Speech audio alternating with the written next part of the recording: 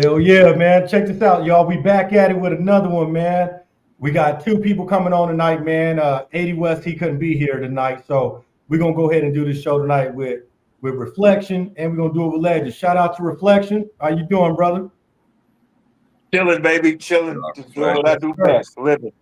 Hey, big shout out to that boy Legend, man. It's his birthday, everybody, man. So y'all wish him a happy birthday. Y'all send that out to him. Appreciate that, man. Thank you. Sir, Thank how you you very doing, much. man? How the birthday was going? Hey, man, it was lovely, man. It was quiet and lit at the same time, if that makes sense. Yeah, oh no, You know that's what I'm perfect saying? then. It was quiet, but it was lit. You Yeah, know? you was on your John B shit. I saw you. Woo, man. Oh, I wish I could have made it, but next time, man. Cool, we gonna relax, get it baby. in this Cool, week, relax. man. They just been trying to have it ready for the San Diego shit, man. Yeah, I already know, bro. Y'all gonna go Hey, crazy. hey, yeah, you gotta come. Y'all gonna go crazy out there. You gotta come.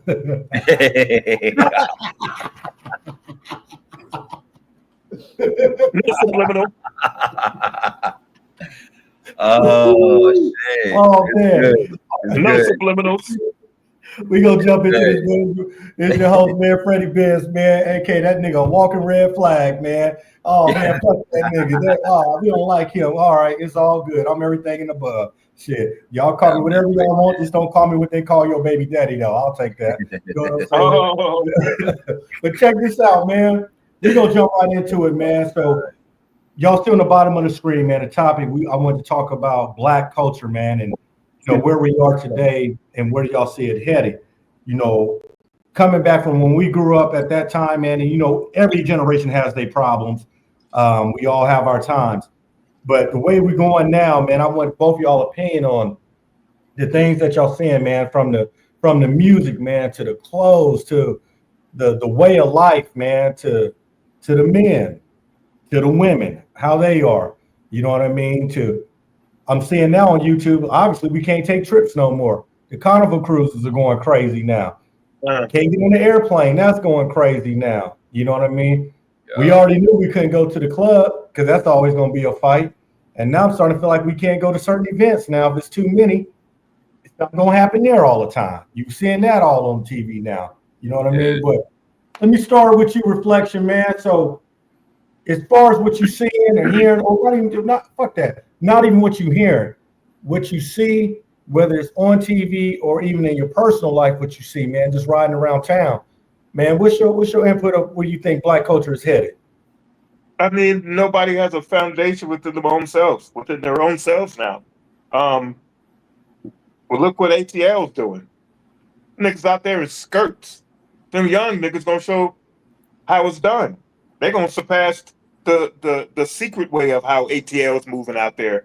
And now these niggas out here with skirts on, bro. I'm talking about like literal skirts. ATL. I'm never moving to ATL. I'm not even visiting that place, man.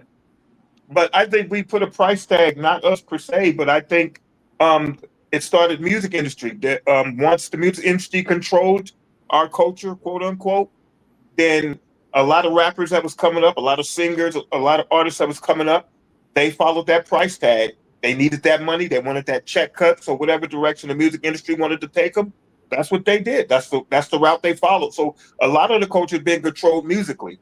A lot of the music that's being put out, we're not in control of that. You don't hear no Method Man. You don't hear no what is that? The Wu Tang Clan and all these artists that we grew up with. You don't hear that type of music or liken to that type of music. You know what I'm saying? Now you hear this music that you have to be force fed and horse fed to listen to.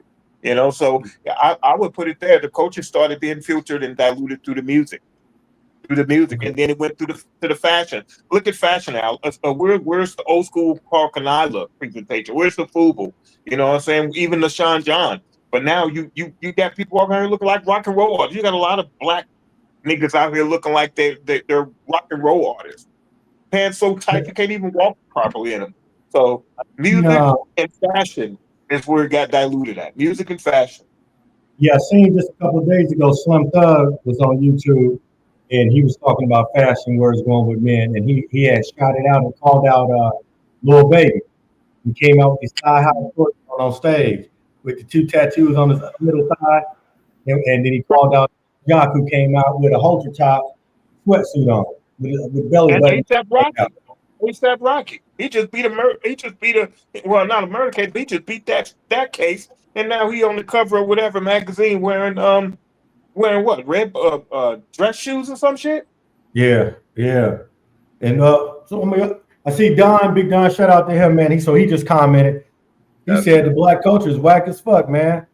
He said he hates the black culture where it is right now today, man. And hey, when he's saying that, man, I don't blame him, man. It's somewhat where we are right now. For me personally, I don't want to speak for nobody else but me, but a lot of things that's going on right now is actually kind of embarrassing. You know what I mean? Yeah, it is. You know, I got a sister out there, man, and well, even with my sister, man, I wouldn't even want her to really be dating too many. I'll be trying to push her the other way. You know what I mean? Because it just the time we live. What's the other way? To another race or something. Okay.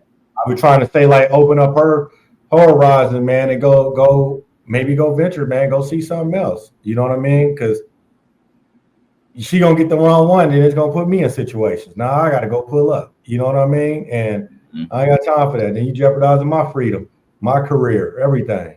You know, so yeah. But it's embarrassing, man. And the reason I got y'all on the show is because, you know, one, everybody on here black, man. So I want to hear black people talk about black issues. You know what I'm saying? So, and I think we got to bring it to the forefront, man, if we want to have some type of change. Hey, we're a small platform, but you know what I mean? Like what Pac say, man, it only take one person to spark the mind, right? Right. Just to make a change. So if we can do that, man, that's what I'm here for. But as far as you, Legend, I mean, what you see every day, man? Like what's going on, like as far as the culture in your opinion? Shit, where do I begin, man? It's like Reflection said, like the shit. Hip hop is the most we talked about this. We mentioned, I think it was you that mentioned it on one of the other episodes about how influential hip hop music is and how it's the most influential genre of music right now. And I think today's kids, and this is something that we talked about before in the past about how social media, how accessible everything is on social media. And these kids today, this generation, and when I say kids, I mean like even the YNs, niggas in their 20s and all, whatever. You know what I'm saying? Like these niggas YNs to me. You know what I'm saying? So niggas get on social media and they get influenced by what they see. You know what I'm saying? Like, and everything is just become acceptable. So when you see a nigga like ASAP Rocky wearing the Dorothy from the Wizard of Oz shoes, you saw that shit. He had the dress on and had the black Wizard of Oz shoes on, hopping out the whip. I'm like, niggas looking at that shit, trying to emulate that. So when you see artists like that, this is what they putting out into the culture. And you know, I mean, you know what I'm saying? And the kids, the ones that's following behind them that look up to these so-called artists or role models, whatever, they trying to emulate what they see, whether it's niggas is holding money phones or they hopping out of fake helicopters on wood pallets. And you know what I'm saying? Like there's a lot of fake shit going on. A lot of niggas be acting like they got it when they really don't. And that's on like in every aspect of social media, whatever, or black culture, because we entertain a lot of shit, and a lot of shit that really don't matter in life matters to us. What brand of drawers you got on? Trust me, I might wear the freshest Nikes and a fresh new fitted, but my drawers is old as fuck, nigga. I don't give a fuck what brand my drawers is, but to certain people and to black culture, that shit matters. I'm not spending $300 on a fucking belt. I'm not spending $80 on a pair of drawers. You know what I'm saying? So when I say that to say this, bro, we're so focused on the wrong shit. And it's like you said, fam, when you got too many niggas in the wrong place or in the same place, it's like black people try to out-black each other. Niggas be trying to out each other. Say that again. Niggas be trying to see who can nig the most and who can nig the best. And that's why, bro, like I said, man, if you under the age of 35 and or you not fam and or I don't know you, I'm not fucking with you, nigga. I don't even want to be around niggas like that, man. I only fuck with the fam, fuck with people that I know if they are, you know what I'm saying, younger than the age of 35. And that's what it is, man. You know what I'm saying? That black fatigue shit is real. And like I said, we normalize the shit because we're not ashamed of anything. We're not embarrassed by our own behavior. I see this shit on Carnival Cruise Lines, right? And you know, I'll be cruising Carnival like every year for the last 10 years. And I've been fortunate enough to like never seen a motherfucking brawl on a ship, whatever, right? But I see this shit happen all the time. And the first thing black people say, because the niggas, what our culture is also good at is deflecting. You know what I'm saying? We deflect the blame. Is, yo, white people do it too. All right, you know what? You want to talk about white people? We can talk about white people. But for now, let's talk about the matter at hand, my nigga. The matter at hand is our community. You know what I'm saying? Like, we could talk about, I don't give a fuck about what white people doing. You know what I'm saying? And I don't want to hear this shit about they do it too, except for they do it more than us, but they just only show when we do it. Nigga, if you stop nigging and start trying to out-black other blacks, you wouldn't give these niggas no content to post. We wouldn't even be seeing y'all do this shit if you learn how to act right when your ass get out in public. And it's like you said, fam, the go-to niggas love to fight. Soon as two black people disagree, the first thing that seem to come out niggas' mouth is, I beat that nigga ass. Yo, this is not even a matter of fighting, bro. Like, it didn't even get to that point yet. But the first thing your go-to is, I beat that nigga ass. But you can't beat me. Can't beat. Who gives a fuck, nigga? We didn't even talk about fighting. And I probably can whoop your ass, but we're not even talking about whooping ass. We're not talking about fighting, none of that. But we just accept and normalize so much fuckery that's what's become the fucking norm. And a lot of it is the pursuit of money, it's the pursuit of finances. You have to look at it. Everything boils down and comes back to money. A lot of the artists in the industry right now are putting out a lot of bullshit music, putting their name on a lot of clothing lines that they know damn well they wouldn't even wear that shit in the privacy of their own home. They're collaborating on a lot of records with a lot of other artists that they know they can't stand, but because they following that check, they're doing it. A lot of the music that I know is coming out, that's not our culture. But they put a dollar sign on it. So it's the white people that's controlling the direction of where the black culture is going, because we don't have it no more. We haven't lost it because they're still generating it and getting it from us. So we're the few that they come to keep that fire going, but they control the checks. They're controlling and they're cutting the checks. So if you want that white check, you're going to have to come to us and let us cultivate you and put you in front of the camera the way we want to do it. So we're losing it because of a check, man. A lot of people are after that money, especially now, because a lot of us are struggling. There's the unemployment rate is at an all-time low, and now the black culture is gonna follow monkey see, monkey do, and do whatever they need to do to get paid, or pretend to have this image that they don't. So it's praying time, man. I don't know. They're even going over there to Africa, stealing our dancers over there. They're going way over there. It's white people going over there. It's white men going over there, cultivating and getting those African kids to do those dances. They bring them videos over here, and now they still in that. So every time they run out here, they go out of state, outside the country, to try to find some more culture that we got going on over there. So they've been watching us for years, man, and they finally got it. They finally figured it out. They know how to control it. I get what you're saying about the whole money thing as far as the music side of it, right? But we also in a time where we can all be seen. Image too. I know, but we're in a time where we can be seen without a major record deal now. We got so many independent artists nowadays that upload music and can get it on their own now, that look at what they're portraying. Not just, and I'm not talking about just the little baby, what they was wearing, the little ass shorts and the man purses now and all that old bullshit they wear. I'm even talking about on the opposite end, where if it's not that to the extreme to that side, it got to be the extreme to the other side, where everybody got to have this image of some kind of street type shit. You got to have it looking so street. That's like the only way for you to get on. How many videos are we going to continue to see of the niggas, 50 niggas in a video got to stand in front of the liquor store? Like, it's always the same video. You know what I mean? We can see two things on videos.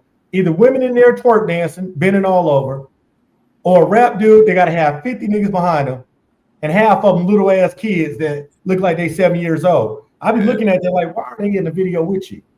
You know what I mean? So you already trained this little ass boy to grow up looking at y'all because he think this is men, and it's not. I think I kind of want to talk on Black culture as far as like where do we get this from? As far as like, how can I say this shit, man? Like, like when if you sound educated, you talk white. But if you talk ignorant, well, you sounding black. Like if a white person was to talk ignorant or talk slang or talk shit that don't make sense, people will label her or that white person say, "Oh, you talk black," or "You're trying to sound black." But if a black person talks smart and like he has sense, now you're talking white. Why do we put the positivity on the white and the negative on the black? You know what I'm saying?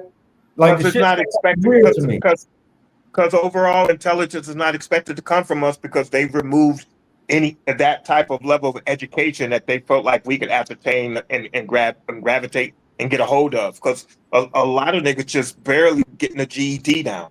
So right off the bat, they already taking that and saying, well, cool, we can throw you a McDonald's job because your education, your presentation is not that intelligent. So if you do come across as a white person and you're actually black, then we're gonna kind of have to I don't know, reevaluate it. They used to think my dad was white because he was very articulated on his radio show. And a lot of his listeners had no idea that he was black. And then one day they found out that he was black and his listener rating dropped like a motherfucker, man. Because they're not expecting us to be intelligent. They want to attach intelligence to a color, and it's their color. They don't want to attach it to our color.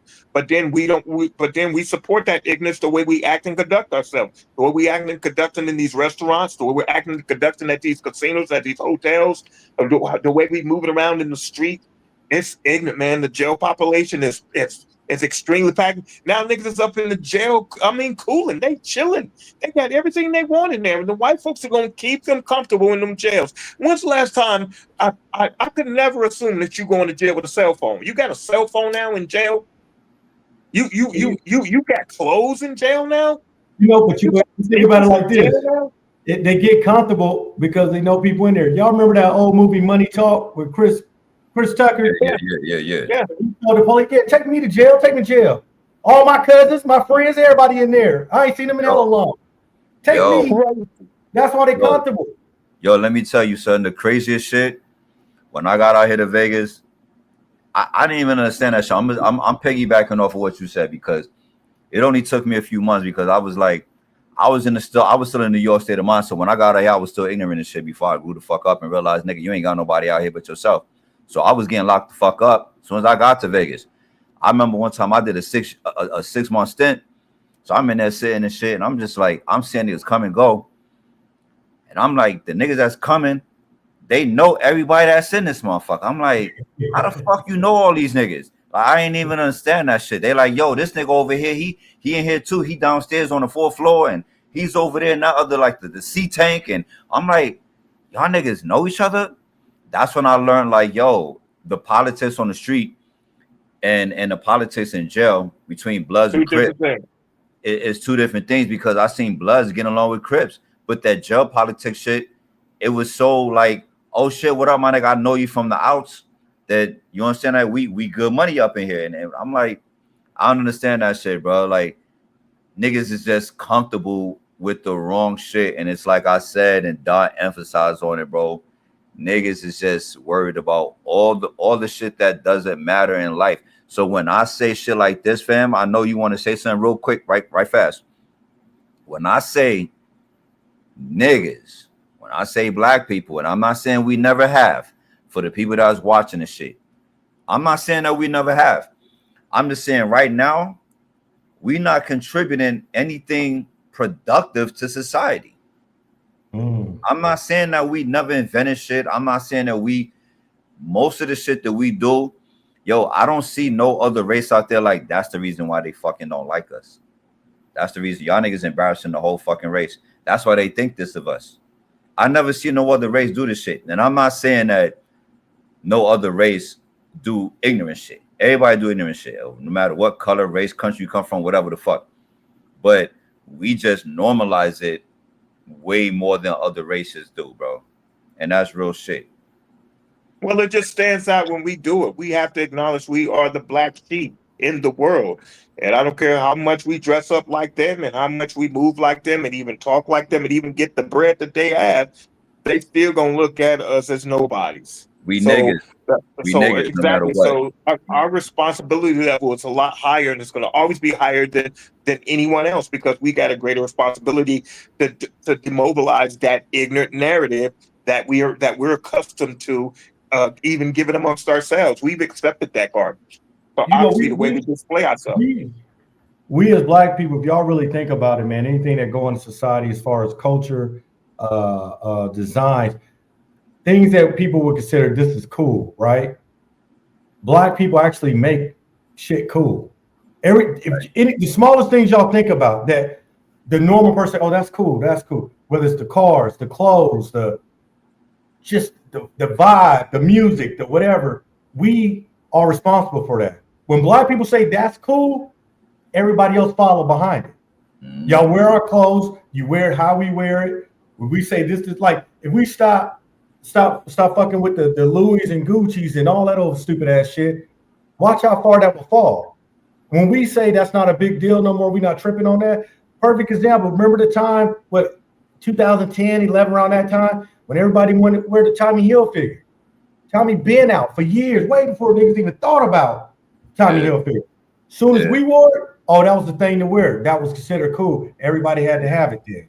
You know what I mean? Once we said that shit played out, that shit, the stocks done went down on Tommy, just like that.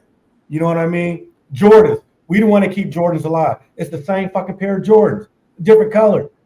There's no new Jordans, man. It's the same shit. Re-release. But we continue to think that's cool, so we continue to buy it. You know what I mean? Well, but we are trendsetters, but we are at the same time we the biggest followers, though. You know what I mean? Like we the biggest losers. Y'all know me. I don't smoke weed and all that shit. Do none of that. But like I see young black boys grow up smoking weed. For what reason? Is it because you seen other people doing it? You seen your favorite rapper on TV front like he do it, and he probably don't do it? Like, why are you doing that?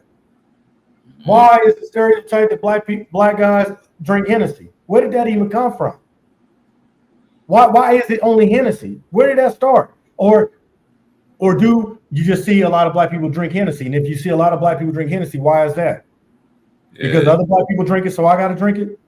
Yeah, you know I definitely was. You drinking lean and all that shit. Oh, because I seen it in a music video. They said drink lean, so I'm going to drink it. Busta Rhymes said, pass the Cavassier. Oh, I got to drink Cavassier now. Filthy Rich and 2 Chainz was talking, and Rick Ross talk about Bel Air and True Religion. So I got to get True Religion and I got to drink Bel Air champagne now. Jay-Z said Chris Powell, so we got to get Chris Powell. The biggest followers, man. Yo, that's facts. I say it like this. I'm 1,000% agree with you, fam. I say it like this. We're the most impressionable people. We're the most impressionable people because we'll fall for, we're literally, and we're the first ones to say this. I think black people invented this saying. Fall for nothing, stand for, fall for anything, stand for, you know what I'm saying? Like, you know, like niggas is falling for all the wrong shit. Every time they say, yo, drink Bel Air, guess who the first one's on in line for that shit? It's us, like you said. As soon as we say, yo, this is the newest fashion, this shit is played out, the first thing we do is stop wearing this shit and start buying that shit. Niggas that say they whole check. Niggas that make $500 a week and spend $300 on a fucking belt, my nigga. You see what I'm saying? Like, so we are the most impressionable people because we give a fuck about nothing that really matters, bro. Like, we care about all the wrong shit, and we care about all the shit that doesn't, like, who cares about that? Like the shit that we shouldn't really be, that nobody else care about. Let me ask y'all this then. Say what? Let me ask y'all this. What's up? I just want to know what y'all think while we do this, man. I feel sometimes, like you said, we celebrate all the wrong shit, right? Mhm. Anything good that happens to black people, we don't celebrate the shit. If a black guy go to college and become a success story, we don't celebrate it. We don't throw events or parties about the shit. But a nigga go to jail and we know he did the crime, we'll say free my nigga, Yep. and we'll get a nigga party once he get released. Yep. Free the homie. We don't throw the party for the nigga that just graduated college. It's not a big deal. We sweep that under the rug. We keep that quiet. Yeah. If the nigga go to school, he's a schoolboy. If he's doing the right thing and not doing the wrong thing, he's a square. So that's another way of trying to knock him. But the nigga that's out here being a dummy, don't talk right, look dirty, nigga, just ain't nothing going on in life, no vision, no plan in life, we celebrate. Oh, that's a real nigga right there. Yo, let me tell you something, personal experience. Like when I first left New York, I came out here and shit. The first time I went home was 7 years later. First thing niggas told me, son, and these are little niggas, son. Little niggas, my little cousins. Little niggas, so I should be like, yo, point a nigga out, I'm smashing them right now. Like little niggas. I come back home 7 years, son, niggas talking about I talk white. It's like you were talking about earlier.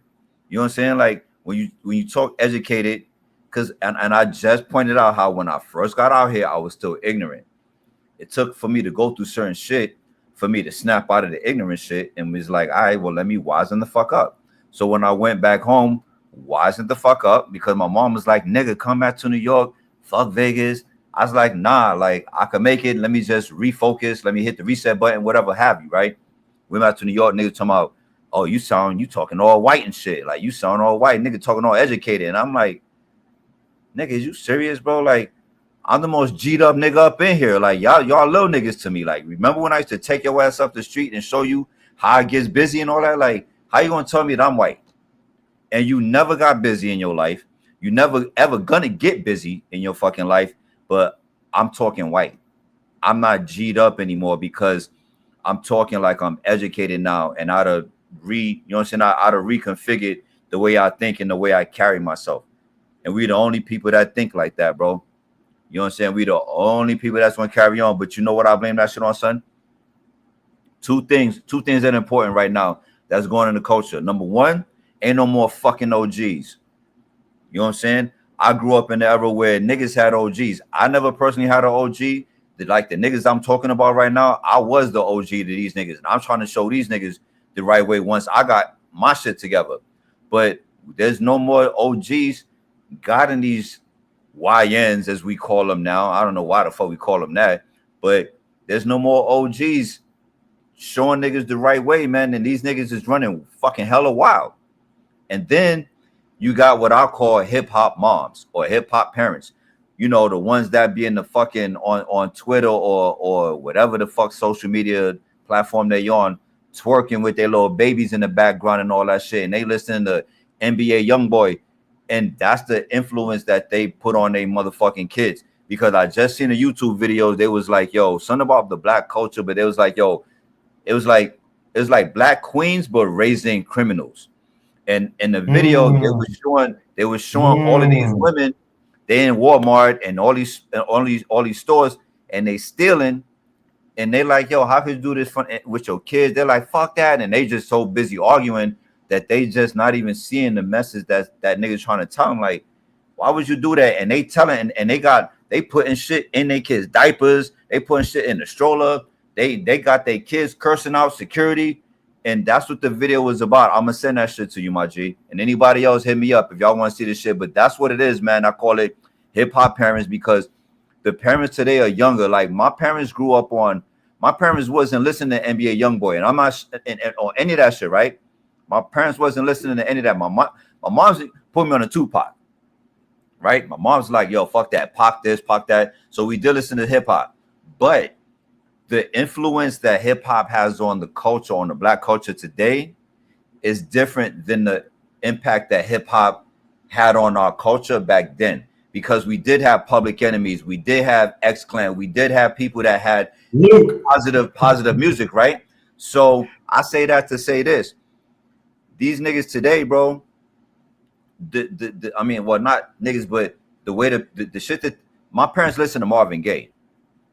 What parents today is listening to Marvin Gaye? You know what I'm saying? My parents I grew up on a lot of old school shit, and there's no old school shit that these parents are growing up on, and that shit is getting passed down to their kid the same way what my parents passed down to me. But it's not as influential. It's hella negative what they passing down to the motherfucking kids. And I call them hip hop parents, and they part of the fucking problem in our culture. And you're right about that. You know, growing up, I can't say my parents listened to different music than I listened to as a kid. And today, you see the parents listen to the exact same shit that the kids listening to. You know what I mean? So that is true. The music is playing a big factor in the raising of the kids as well. I guess my generation, rap was who really? Yeah, I guess it was the Wu-Tang, Pop, Biggies. And also had the mixture of R&B was heavy back then. You know what I mean? But also look who we're buying our clothes. Now our rap is the R&B today, because niggas is sing rapping, but still with the other kind of message. We got a lot of music about pimping, got a lot of music about getting over. Women got a lot of music about fuck this nigga, trying to rob him, take his money, drug him up, the Cardi B's story, all that kind of stuff goes on. You know what I mean? Then we celebrate it. Sexy Red, why is she big? Like, come on, it's trash. Right. Y'all let your kids listen to that. Right. Now we all have different music generation. Like say, I yelled out Luke. When I grew up, when he was talking about pop, that whatever, remember he was getting banned from a lot of stuff. It's actually Luke probably the reason why all this stuff is allowed to happen today. Because he fought for it. Right? But what we was doing as kids, we just freaking. When we was dancing, everybody freaking. The kids was freaking. My mama wasn't freaking. Today the kids is twerking. And your mama twerking too. Your grandmama twerking. Yep. You feel me? Yep. Well, and then to kind of flip it, look who we're buying our culture from now. Like we're buying. Imagine you being the inventor of a lot of shit, black, and then you have to go buy that black that you cultivated from somebody who's not black. Nail salons, 99.9% of the time, black women are going inside these Asian nail salons. There is no black nail salons. If you go to the Rancho Swap Meet, most of the clothes is being bought inside that venue, or being sold to us by Asians or Caucasians or something like that. It's not a lot of black clothing stores inside the Rancho Swap Meet or Fantastic Swap Meet. It's white faces or different race behind, but we're buying and catering to them, and they're selling us urban clothes. They're selling urban clothes to us, but it's not the type of urban clothes that I grew up. And I'm not talking about you got to go back to that vintage style, but I'm just saying a lot of the clothes that they're selling is clothes that I guess that they generated from their own style, and they wanted to throw it on us as black people, and we're buying that shit. But look who we're buying from though. We're not buying from blacks. Most of the places we go, we're shopping at other races, venues and stores and companies. We're not buying from our own. But that's always been a thing though. That's always been a thing. Everybody know we don't support each other, and we'll celebrate you when you get to this level. But if you make it way up here, we want to be the first to take your ass back down, and we gonna laugh when we come down. We've been doing it. You know what I mean? Like I'll give you perfect example. Like this is a small platform, and I know we just started this shit, and we just trying to grow the numbers, and we're doing it organically. Like, nigga, I know the cheat code. I know how they be doing this shit, bro. If I want to do the fake views and the fake subscriber, I'm about to buy that shit and do it that way. I don't get no satisfaction out of that. I want to really see who fucking with it and grow it slowly. Right. I don't care how long it takes. I'm in no rush. You know what I mean? But I've seen some comments from some women, and it had to be, and it was some black women. That's what make it even worse. Talking about all his stats and look at this and look at that. Why would y'all celebrate that? Like, look at this nigga, this, that, ha ha, he. Versus saying we see a nigga trying to do something positive. I ain't in the streets. I'm at home right now doing this shit, trying to make something happen and build something. You know what I mean? Right. But right. You know what I mean? That's why I always acknowledge your platform, whether I'm coming in, going, or but I do it publicly on the panel. I always acknowledge it because I say, man, like you're consistent with it, and like I said, you're starting to stir it up. You're stirring and establishing a foundation that a lot of us are not doing, or maybe we have no desire to do, or we don't have the consistency to do it. So I always try to acknowledge you And from one black man to another. What you do? you know how a nigga schedule be. Work a lot, do everything. I got my Crazy. club, I got all that stuff going on. I still got to find time to come home and learn how to do this shit. You know what I'm saying? So I'm teaching myself because there was a few black dudes that was doing. I reached out to them, hey man, what y'all show me, and just try to get little pointers and tips. Nobody wanted to respond back. Nobody wanted to help you. I even offer money and say I'll pay you if you can just show me how to do one particular thing. No response back. You know what I'm saying? You ain't gonna get people that. Laughing, joking about stats and all this old dumbass shit. Like it's crazy to me. You ain't gonna get that because we are worse fucking enemy. You're not talking about booty holes and sex and who fucked who last week, and that was his girl, and I'm gonna snatch him from. Oh yeah, you're not constantly talking about that level of ignorance, because it's that level of ignorance that gets the views. It's that level of vulgarity that gets the views. So you haven't chosen to take that route, So that plays a role into it, because if you watch a lot of these podcasts or a lot of these talk shows and stuff like that, that's the vulgarness they're talking about, especially the no-name ones. That's the shit that they're talking about. They're not on an intelligent level like that, and it goes back to the culture. In order to get our culture back, we got to realize everything that we do and try to establish is it honorable, is it respectful? You know what I'm saying? And we're all trying to find our way in a better direction. So I'm not saying that I project. Obviously, I'll be the last person to say I project myself in an honorable fashion all the time. But I guarantee if you match me or add me up to my overall presentation and character, it is more in support of how a black man should move. Even being a father, it's in support of how a black man should move. Even making sure that I'm establishing myself, how I treat my baby moms. It is how a black man should deal with those narratives and things as he move forward. So I look at everything and every facet that how I move in life. That's the culture. Whenever I'm talking to a young nigga, I try to give him some game. I try to give him some positivity. That's the culture, because I know now he's gonna grow up and he's gonna remember what I say. If I'm really saying it from the heart and it's impactful, he's gonna remember that. So the culture is it's everything you do and everywhere you move as a black man. Have you ever you know how we talking about this? Have you guys ever had friends, maybe white friends or other races of friends?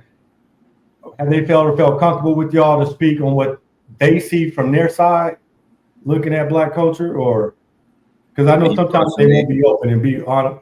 Like you're not going to offend nobody. Tell them just be open, honest. You know what I mean? I'm asking you the question, so feel free to talk about it. But I think sometimes they won't. But the reason I'm saying it because I want to kind of lead into this thing I saw on YouTube. The guy Anton Daniels, I know it was a white guy speaking on black culture. But I kind of after we watch, I kind of want to get y'all opinion on this, man. And tell me what you think. Hey, first of all, the answer to that question is no. I think I'd be so busy being myself that I scare white people from speaking their truths. They be too busy. Like I think they're more concerned with being open and honest with me because they see how open and honest I am. You know what I'm saying? Like, they don't. I'll be like, nigga this and nigga that unapologetically, and I just be my motherfucking self, and they be like, nah, I ain't gonna see this shit around this fool. Like that nigga is he's definitely on his nigga shit right now, whatever. And plus, I don't really like the dudes that I really fuck with that are white. I don't really talk to them as often as I used to anyway. That's just to keep it a thou.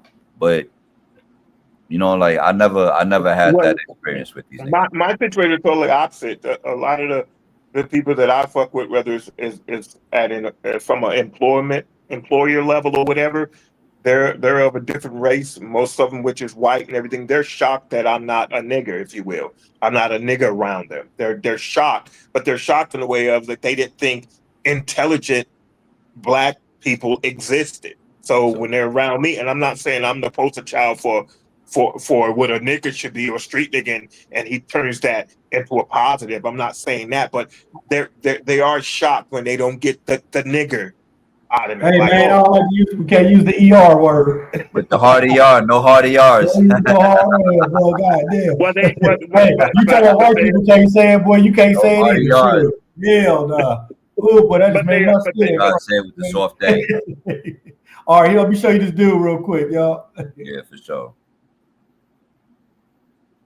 I'm so sick and tired of hearing about privilege. Privilege isn't being white, bonehead. Privilege is living in government housing and calling people oppressors while they pay your bills. Get it? I'm done pretending that any of this bull makes sense. You want to talk about privilege? You want to talk about real privilege? Real privilege is wearing $200 sneakers when you haven't worked a day in your life. Privilege is walking around with $300 Beats headphones while you're living on food stamps, while you're on public assistance, and it's paid for by people who wake up and grind every day. Privilege is having the latest smartphone with unlimited data and having zero idea where the bill goes because somebody else is always picking up the tab.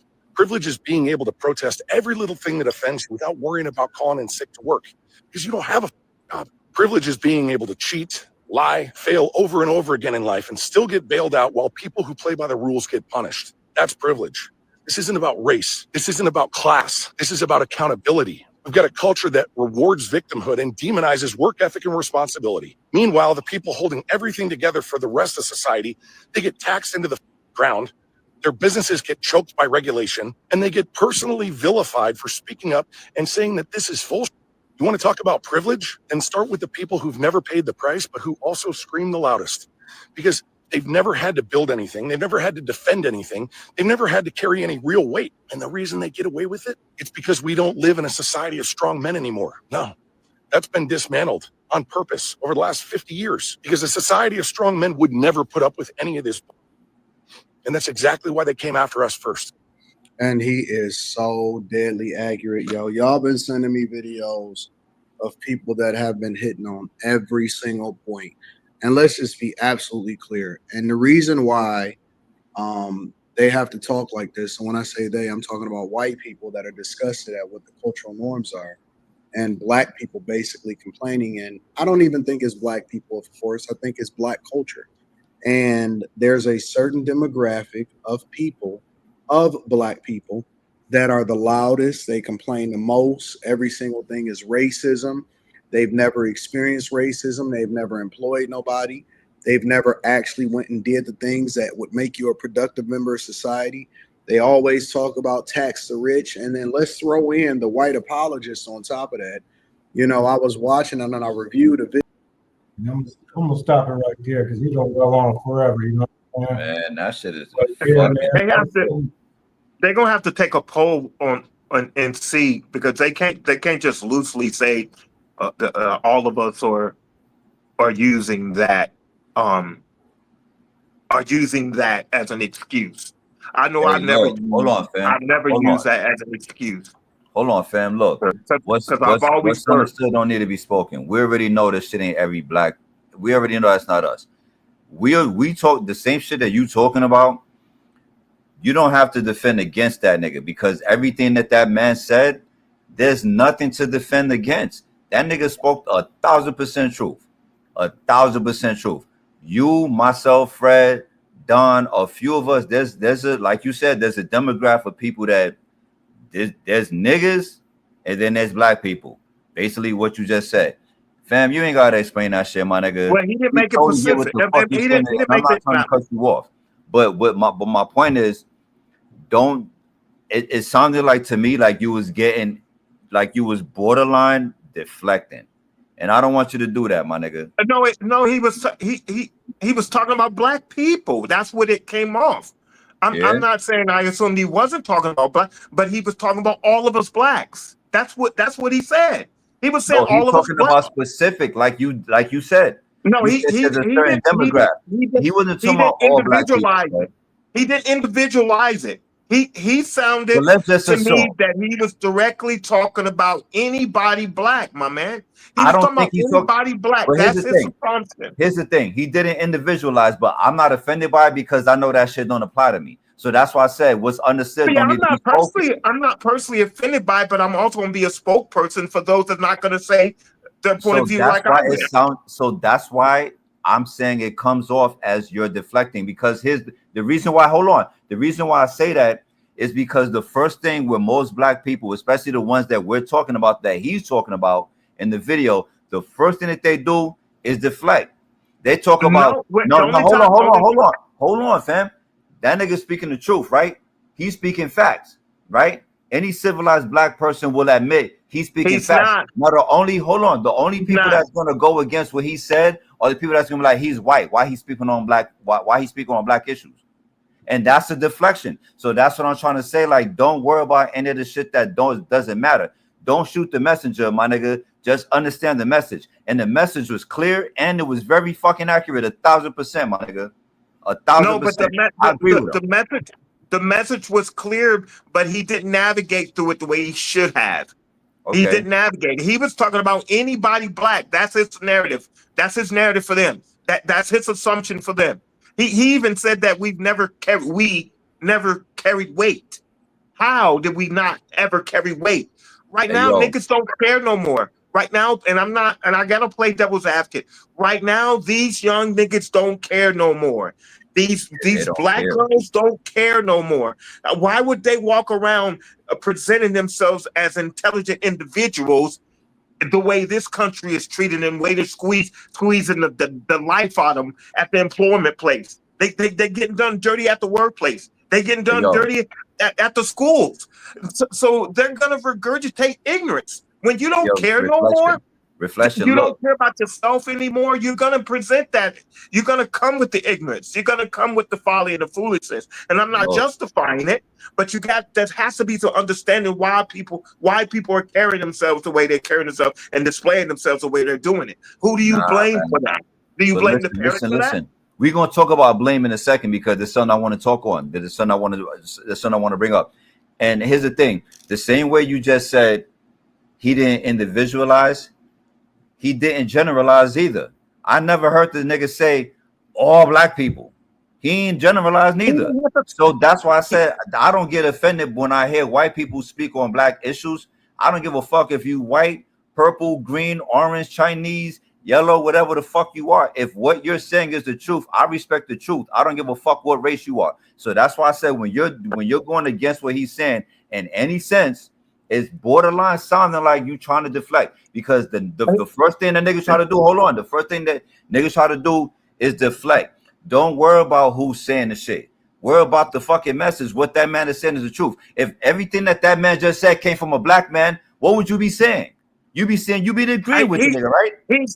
He'll be justified. He will be justified. Come from. No, he will be justified. Now that the pressure is on the white man, now he want to create an argument. They can't create an argument.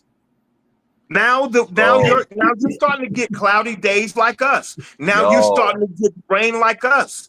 Don't expect the sunshine all the time and don't know how to deal with the mud and the rain. Now white folks are on EBT harder than some black people. Now white folks are struggling to keep their jobs. Now white folks are losing their businesses.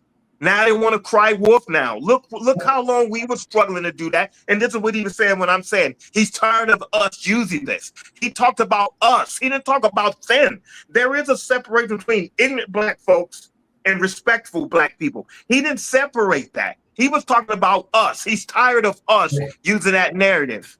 Where's our 40? Where's our 40? I got one more for y'all. One more. If this makes a difference. Pretty much everything in black culture is negative. Black people don't promote nothing positive. They talk economics, but they don't promote economics. Mm-hmm. They talk financial talk, but most of us aren't financial literate. Correct. Most of us are financially illiterate. Black people talk, we talk, but most of their actions exemplify I, me. They only want to say we when they want to group us into either failure or success. Black people think because LeBron James and Kobe Bryant got a jersey hanging up that we made it. Yeah, black people think just because white people voted a half black man and half white man as president, we think we made it. We think we done something, but on an individual level, I haven't done nothing. Yeah, we won! Yeah, pretty much. Niggas not lying, man. No lies detected. No lies detected. I don't know how y'all feel, but no lies detected. I have nothing to say against what that man, and Charleston White is a bugged out ass dude, but no lies detected. Crazy as that nigga So how do be, you he speak truth. so how do we hold people of the of those levels accountable for how they're funding and giving back to the culture? Because it has to be some responsibility at their level too. What is LeBron doing with most of his money that he's generating? What is Michael Jordan doing with most of the money that he's generating? You know what I What think are the problem? these black actors doing, such as Denzel Washington, with the money? And I know there's behind the scenes of donating to this drive and they're donating to this cause, but that's just a tax write-off. You know what That's I just think, a man? tax write-off. Hey, the best way I can answer your question, fam, is this is the problem. Why the fuck are we watching other people's pockets? I'm not worried about what Denzel doing. It's our people. Hold on, It's fam, let our me answer your question. culture. It's our culture. Listen, I Our get that. people. It's niggas. But they don't owe us nothing. You're on not the listening to what I'm basketball telling you. court. It's Denzel black don't owe people you nothing. He on don't the owe me black. nothing. I'm not worried about when He don't owe Denzel you nothing don't make me shit. individually. Not individually, Larry. I'm just Not even as a individually, culture. collectively. Yo, look, you Collectively. know what? Okay, Hey, so yo, fam, what does Jesse listen. Jackson owe you? What does Yo, Al Sharpton listen. owe you? What does Louis Farrakhan owe you then? Yo, listen. They're Every the time same somebody, thing. hold on. Like we just saw in the video, the we made it, the we made it mentality. Every time somebody from our culture or somebody that look like us or the same paying job as us or race or whatever the fuck it is, every time one of us make it, that don't mean that they gotta come back and they No, owe us. it's only You see what I'm not. We saying? only say that when it's celebrity figures that we like, when it's non-political figures. Nah, But that's if not it's a true. That's political not true. figure, you won't That's feel not that true. way. That's So not true what was your because take look, on Obama? What was your take on Obama? Do you think he's black? listen. I'm gonna Do you speak think on he's what you black? just said. I'm gonna answer what you just said, right? I'm gonna reply, not answer what I'm gonna reply to what We you only just feel said. like rappers and celebritized black entertainers don't owe the black culture nothing. Yo, But we the we first only do ones. that with them. We never apply that to political figures. No, We never listen to what apply I'm that. telling you, fam. Hey, listen to what I'm telling you. The first people to say, yo, the nigga made it and forgot where he came from are black people. It's the black culture. We feel like because one of us made it, I got yo son, my man Lorenzo Bromell, he made it to the NFL. I think he what the fuck? I think he broke Payne Manning's neck or back or whatever the fuck it was. Like he's major. He was major for a second. He made some major contributions. I never felt while other niggas in the hood that we grew up with was going to the games because he wound up playing for the Giants. And me being from New York, I never not once said, yo, son, what's up with some tickets? I never not once said, yo, you made it, you owe, yo, what's up? Why you don't come out to the? I never felt like that, my nigga. We the When only you asking, that felt like, so you asking for it's not just political figures is what I'm getting at, bro. It's not just that because when it's hip hop artists, I just watched a video about what's that nigga's finesse 2 times. The nigga mom's aired his ass out.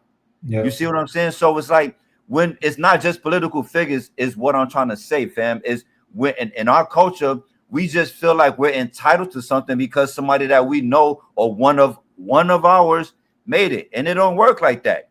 What the fuck are we does doing? work like that I owe because you myself. owe I owe only people that owe me is me. Nobody else nothing. owes me nothing. And even if my best friend hit the lotto, if I didn't give him the money for that ticket, he or she don't owe me shit. Nigga, that's your lotto ticket. I hope that you were the best friend that I hope you would be and hit a nigga off with a couple of bands, a couple of bills. But the nigga don't owe me nothing, bro. And that's the problem, bro. We always feel like somebody owe us. And don't nobody owe us nothing. And individually, no. But as a black man or a black woman, to be successful in this white man's world, yes, you do owe the culture something. You owe black people something. You might not owe your brother something. You might not owe your brother-in-law or your sister something or your mom something, but you owe black people as a whole something. Yo, what do you owe black people? How I present myself, how I be a father to my 2 daughters to show them how a black man supposed to treat them when they finally go out here in this fucked up world and meet some of these niggas, or they meet a white man and they need to have the understanding between a dating a white guy and dating a black guy and an Asian guy. That's what I owe. That's what I'm giving back to them as black women. yo, you know what? You only owe that shit to the people that you have an effect on their life. You owe that to your son or your daughter. The people that you're talking about, you owe to, don't really care about you, bro. No, That's it a sad doesn't fact. matter. It doesn't That's matter a who sad cares fact about our.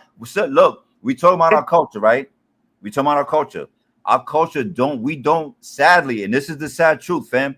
We don't care about each. I don't care how you raise It's your kid. okay, but still do Me your job. personally, That's it. and I'm not saying It I don't doesn't- care in that sense to be rude, but I'm just saying, like, yo, I don't have no say whether you left or right. I don't have no say in how you raise So your you're kid. the prime in that example sense. why we're losing the culture. That You verbiage bugging. right there that you're articulating, You not bugging. you personally, Larry, but that verbiage that you're utilizing right now is the reason. And every other black guy that's using that's the reason. So who's going to be responsible there? Nah. You know what? Responsible? You want to talk about black person that's using reasons and who's going to be responsible. What we need to do is address this. Every time there's an issue in the black household, we always the first go-to. The go-to is there must not have been a father in the house. It's a single black mom. That's the first thing niggas say. So Nobody ever says, so but hold on, fam, hold on. The first thing that we never say, the mom, the custodial parent, what the fuck is she doing? All right, this nigga's gone. What the fuck are you doing though? You got the kid. Why the fuck are we always blaming the black man for not being there? You see what I'm saying? So those are the real issues that we need to address. Instead of blaming it on, oh, it's a broken home or the family, the reason why this nigga's out there running the streets, so he's robbing niggas and killing niggas is because there wasn't a dad in the home. There was a mom in the home though. We're not holding ourselves accountable instead of deflecting the fucking blame. That's what I'm trying to say. So that's the key word, holding ourselves. You saying you shouldn't be responsible with nothing but yourself. That's what you're pretty much saying. You're only responsible for yourself. And that's how we're losing it. Because everybody is individualizing their life. Nobody's being responsible. Everybody's doing their own thing personally. They're sitting back, watching the world and expecting it to change. Okay. It's a collective. It's not an individual. If everybody keeps doing this individual movement, you'll never see success. I'm not saying when you get on, you got to come back to your hood and you got to buy your homies cars and stuff like that. No, you need to properly navigate how you move financially, but you owe the culture. And when I say culture, I'm not talking about how you wear your pants. I'm talking about blacks in general. You owe that. Just like Black Wall Street. It was black people that realized that needed to be established because we owed our people something. We owed our people our own banks. That's what I'm saying when I say owe something. When people hear I say you owe, Michael Jordan owes something, they think I'm talking about individualized, or they think I'm talking about, oh, buy these niggas some change. What did you do with your cousins in the hood and things like what is Dipset doing? What is Cameron doing for his homies that he grew up with? What is Jay-Z doing for Dame Dash? Jay-Z don't own Dame Dash shit. Dame Dash fucked up his own money. Thank you. He ain't got no business blaming Jay-Z for that at all. Yeah. What did Dame Dash do? So what you saying? If you make it, then what? If you make it, then you strategize how you're going to move financially. I'm not saying you ignore your own needs. I'm not saying that because there's plenty of money. You got a lot of money. But at the end of the day, you don't owe. You're also saying that you don't ignore your culture's needs. Yes. What is your black foundation? What are you financially funding that's establishing a greater and better foundation? I'm not talking about giving to these side organizations. A lot of us don't even know who they're donating and giving these funds. Even Cardi B donates and gives money. She could be giving money to a fucking dog pound. How is that helping black culture? Yo, let me tell you something, son. If I ever were to become big, I owe it to my niggas. I owe it to my niggas who believed in me. I owe it to my family who believed in me, wifey, kids, whoever the fuck it is. That's the only people I'm reaching out to. And as bad as that shit might sound, I'm gonna keep it a whole million with you, my nigga. I really don't give a fuck. And the reason why is because the people that you talking about, I know they don't give a fuck about me. I know they don't care about me. And that's sad to say. That's sad to say because I could easily walk into a gas station and get robbed by my own kind. I never had to. It's like in back in the day, right? A Kumo D nigga in self-destruction, nigga said I never I never ran from the Ku Klux Klan, but so I shouldn't have to run from black man, right? That's what he said.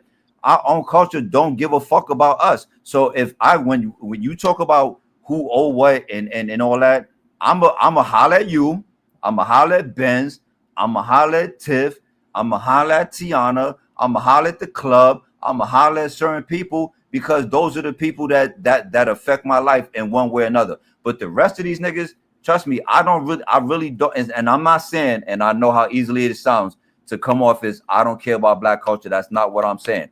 I'm just saying like this. I don't owe nothing to nobody that I know ain't gonna give me shit. The black culture is not gonna give me shit.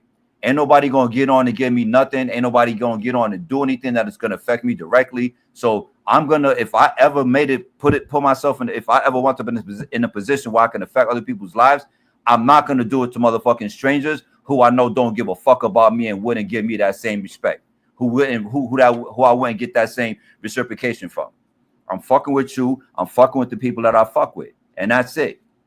It's fucked up as it may sound. I'm just keeping it 100 with you. I get. There's always a flip side. There's always an exception to the rule. I get that, but I'm just thinking outside the box. If everybody has that mindset, where do we go from here? Then where is there? Then we're wasting our time on this panel talking about the black culture. If we're not contributing, if we're only contributing to people that we cool with, that's bullshit. Because that's the same thing that white people are doing. That's the same thing Rockefeller and Rothschild was doing. That's how they're established. The same thing the Jews is doing. The Jews is keeping it in the family. The same thing the Hollywood industry is doing. Ludacris is cousin to Chris Brown. Bow Wow is cousin to Jermaine Dupri. And everybody is related in the industry. Same thing with the business people. Same thing with the realtors. They're only cool with people they know. So you're only cool with the people you just named, right? That's not always true. It's a mentality, because I just saw the interview with Snoop, where niggas interviewing Snoop, right? Warren G is Snoop's cousin, right? That's his cousin or some shit like that, right? It's like, yo, how do you feel about it? And this is what they asking Snoop. How do you feel about it when you hear people like Warren G say you and Dre left them behind, and you know what I'm saying, y'all became successful, y'all up there and he's down here? Well, his response was, nigga, we created some shit. Like, you got to get out there and eat. You got to get out there and get your own. Just because I made it don't mean that we made it. And my thing was, the way I look at that is like, just because your motherfucking dad is an auto mechanic don't mean you know how to fix cars. You see what I'm saying? So it's like, just because I made it don't mean that we all made it. It don't work like that. And so it's not just about the people that you fuck with. That right there, that interview just proved that it's not only the people that you fuck with, because that's his own cousin. And he like, nigga, you better get out there and get it. Get your ass up out there. I'm supposed to just hand you shit. But they still, culture don't work like that. But they still feel like they're entitled because they know the person. It's a greater it's greater giving that comes from a stranger than it is somebody you know.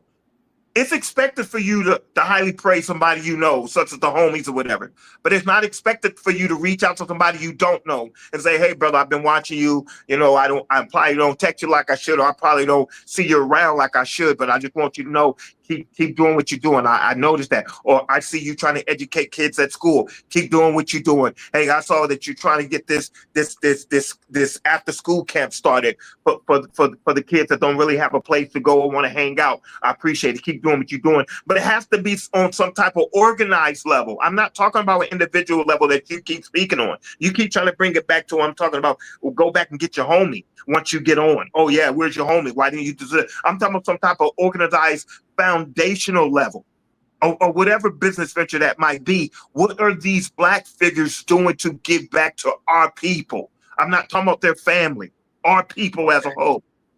Where's the greater responsibility coming from? It's not coming from nobody out there. Everybody's just taking their bag and leaving. They're disappearing. That's what our culture is about. Sad to say. That's it. There's no fucking truth. We're gonna change it, man. I want to talk now too about the younger generation right now, man. Where we at, and that's going up, man. From the young boys that we've been seeing maybe a lot in the Bay Area, LA, with the whole breaking into stores, crashing cars into gas. They stealing the ATM machines, breaking into the jewelry store, smashing and grabbing. To even the little girls out here now looking up to your people like the Cardi B, Sexy Red with the twerking, man, and barely no clothes on, man. You can't confront them without a fight. I want like all that stuff, man. You can take that back to there's a lot of pain in people's heart, man. A lot of people struggling in the homes, man. And when they walk outside that door, there's nothing positive that's coming with them at all. They seeing their mom and dad fighting. They seeing when their dad is gone, their mom got another nick up in the spot, or vice versa. You know, there's no positivity going on where they're 99.9% at. So when you walk outside your house, you're going to be part of the negative bunch. You don't want to be part of the positive bunch. You know, you're not getting paid on your job. You're working a bullshit job. So you're going to get out here and start making some mistakes. And you're not going to, and you might get caught up that first mistake, but that's not going to stop you. Then you're going to go back, reevaluate, and you're going to try it again. People are struggling. So that's why, and I'm not justifying what they're doing because it's wrong. They need to go to jail.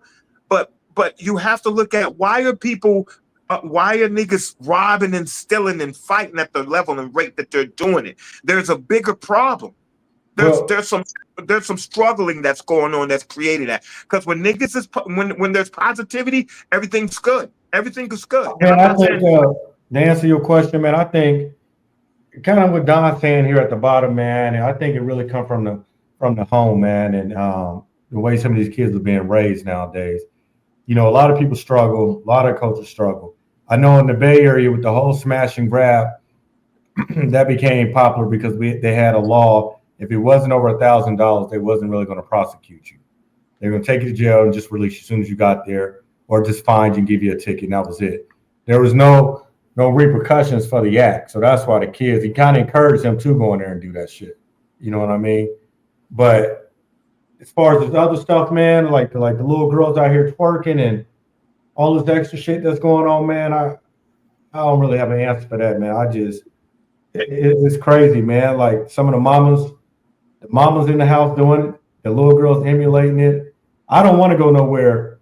Like if I go to the front door and I can hear through the door and I hear, hey, no, I'm not going in. I don't want to go in there. I don't go. I can't. And then when you were saying about the whole earlier about putting money back into the community and Black culture and all that, I get that. But I did see something on YouTube one time when they were talking to some athletes. And they said, how come when you guys made your money, you didn't invest and put it back into Black communities and build it up? And a lot of athletes said that some have tried and they don't do it because the amount of money that they were putting in building things, they were also getting destroyed in those communities too. Niggas tagging up the walls, people breaking in at night, all kind of shit, man. He's like, it's still a business. We still want to make money as well, but we're not going to put it in there for y'all just to tear our shit up. You know what I mean? So that's what encourage a lot of Black people with money not to put it in certain areas. It's not like they don't want to. Business is business. It's a smart business move to do that. You know what I mean? Because the cops, they don't protect your shit. But if it's in Beverly Hills, they'll get protected. We all know that. Why do you think all the riots in LA happen in the areas where Blacks live and Mexicans live?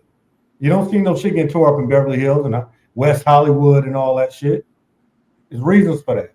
You know, so I don't know what to do, man. How we could make it better. You know, I kind of you have to take it back to the home. That's where everything starts at. You have to take it back. That's the foundation of whatever creature you're raising, a boy or a girl. That's the foundation of that. And then that's your name. How are they going to carry your name when they're out in public? How are they going to carry your name when they talk to other people? What's going to be their legacy that they leave at school? What is your teachers going to say about your son or daughter? Are they well mannered? Are they, oh wow, they're you know what I'm saying, they want to make sure that they're on top of their game during their grades and everything like that. So it's simple. It doesn't take we don't need a major plan. We just need the home to get fixed. We just need the home to generate more money. You right on that too with the home thing, man. If we take it all the way back to the household, think about it like this, man. If we take it all the way back to the household, and they said that there was certain things that happened in the past, man, they were trying to get get black men out of the household. We know that. You know what I mean? And then you had you had Section 8, you had the government assisting women, and that empowered a lot of women to say, hey, I don't need no man. You know what I mean? Because the government now became your man because he provided for you. You know what I'm saying? Then you move on. Now I'm a single, independent black woman. Then you raising kids and shit. Then you say the black man isn't in the household. We talk about black men not being in the household, but we never talk about the black men that try to be in the household and got ran out the household.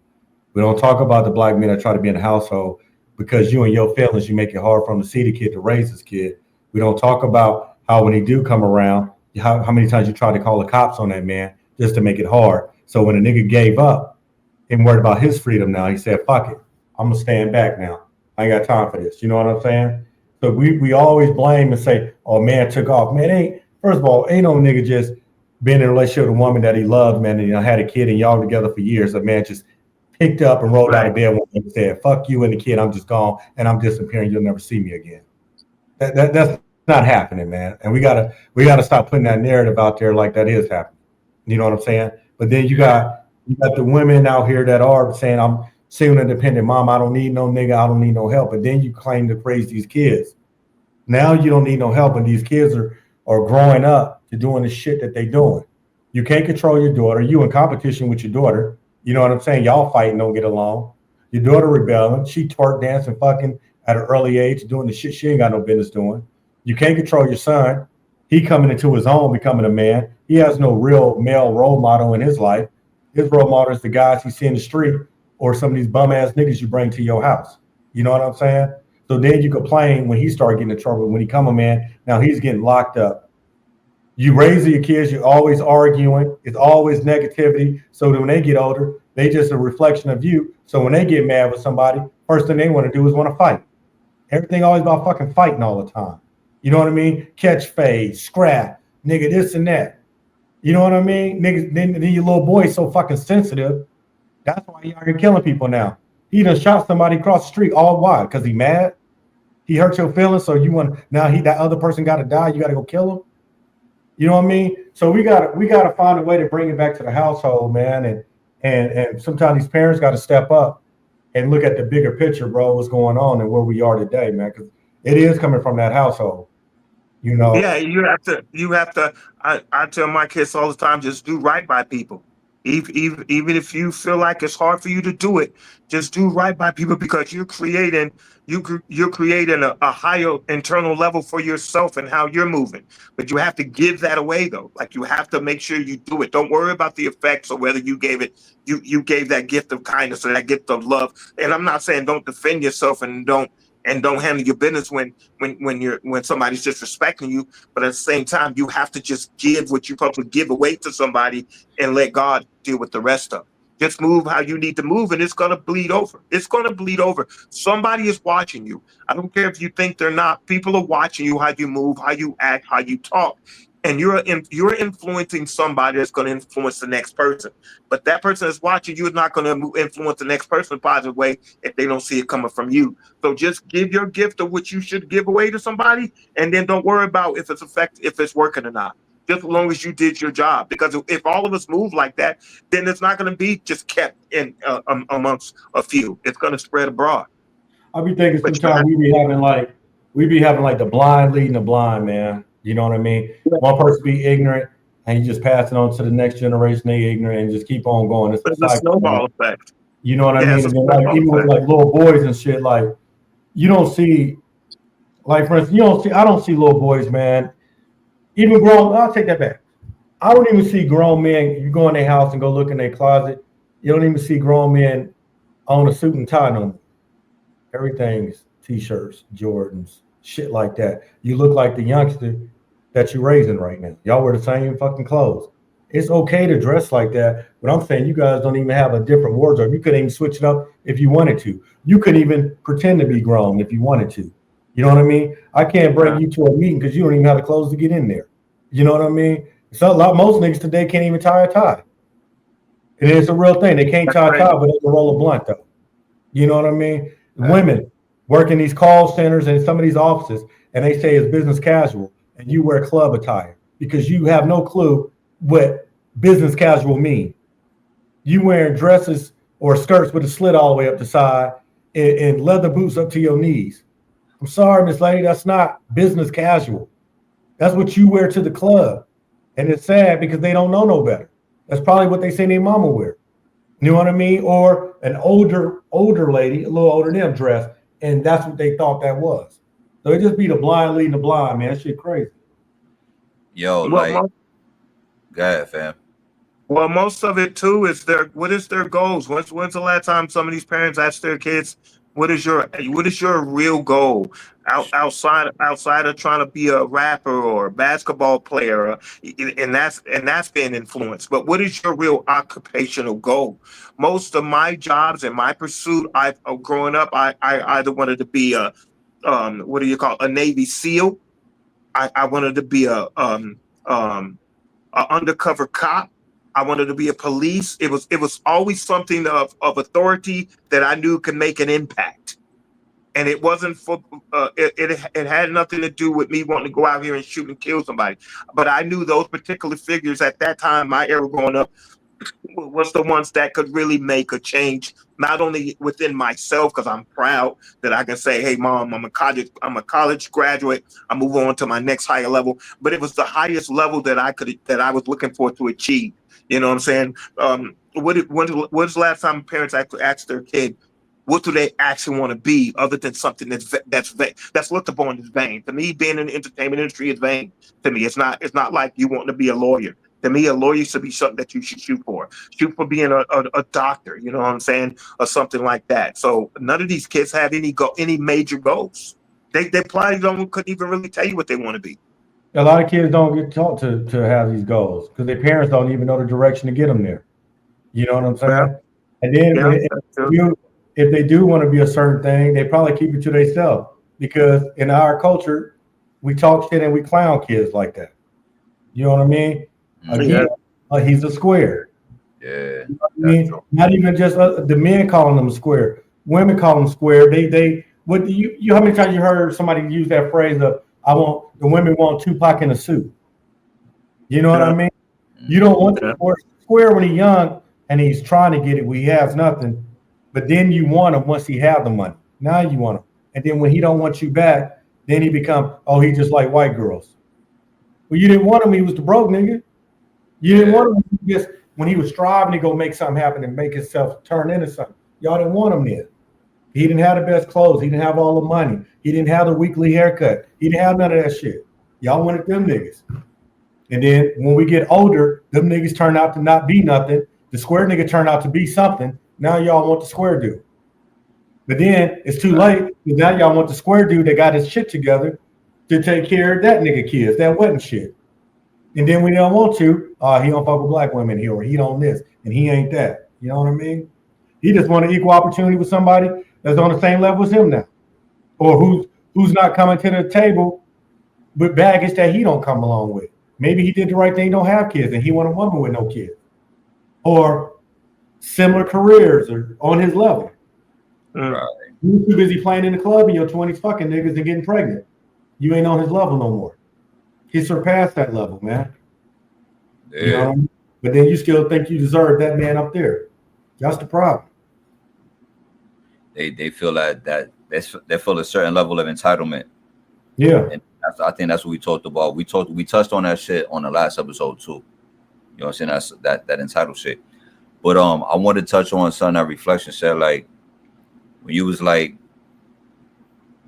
it's funny that you mentioned like the way our parents don't these days, like they don't, what do you want to be when you grow up? They don't have those kind of discussions. I remember having those kind of discussions when I was in grade school, like before I even graduated, 6th grade, you know what I'm saying? And it kind of goes back to like, you know, like what I was saying at the beginning of the show, is like parents these days are just different. You know what I'm saying? Like you don't when you got parents that's not listening, instead of listening to Whitney Houston, they listening to Sexy Red, they gonna ask different kind of questions because their mentality is different. That's just who they are. And that's what I mean when I say hip hop parents.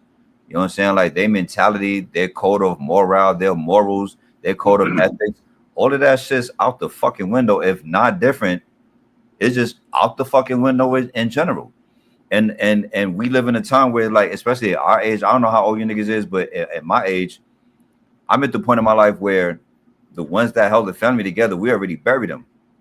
The ones that held all the morals and kept everybody in line and all that shit, our grandmas and all that shit. Now grandmas be like in their 30s. You see what I'm saying? And they be listening to the same shit that they grandsons be listening to, and their grandkids, like Freddie Ben said. You know what I'm saying? So it's like that's where we at right now when there's no accountability, because when that's what your grandparents are like, imagine what your parents is like. And if that's what your grandparents and your parents is like, imagine what the fucking kids are gonna be like. That's why we got such things as YNs, and these niggas is running rampant and just tearing shit up everywhere they go, shamelessly, with no embarrassment, and like I think it was you that said everything is once you get called out as racism. You know what I'm saying? And that's the only time that they sensitive to anything is when they feel like it's because they're black. That's just the era that we live in, bro.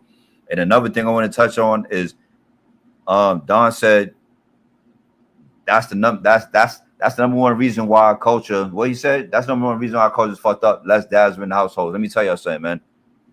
My take on this shit is this. I literally just said, when the dad is gone, where is the mom that to step up to the plate? You're the custodial parent, right? So what happened?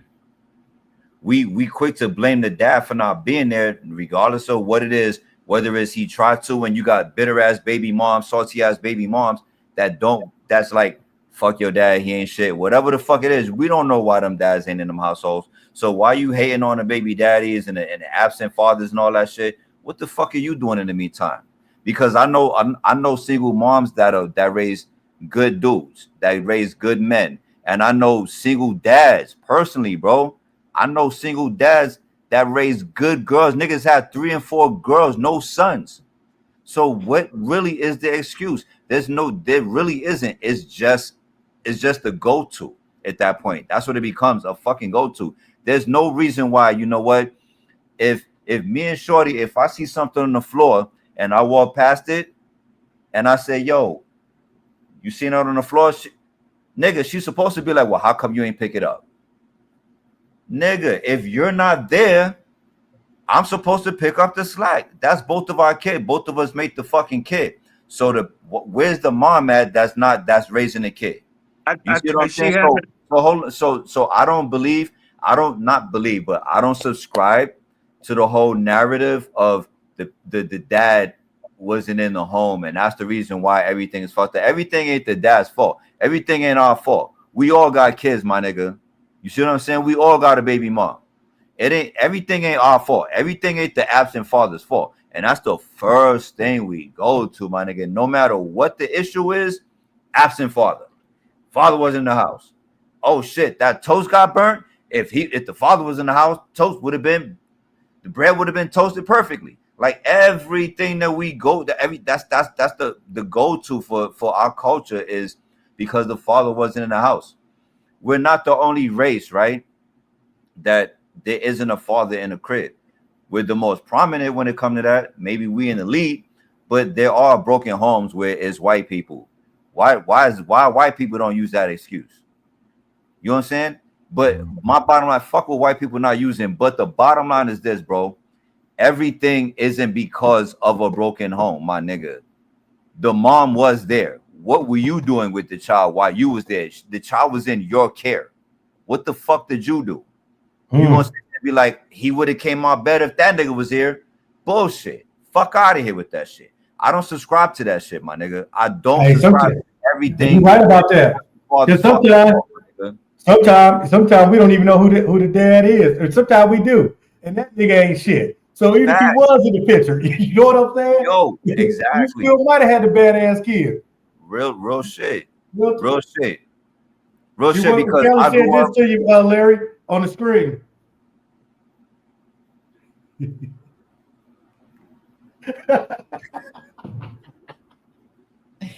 Yo, shout out Pacific Cali, first of all.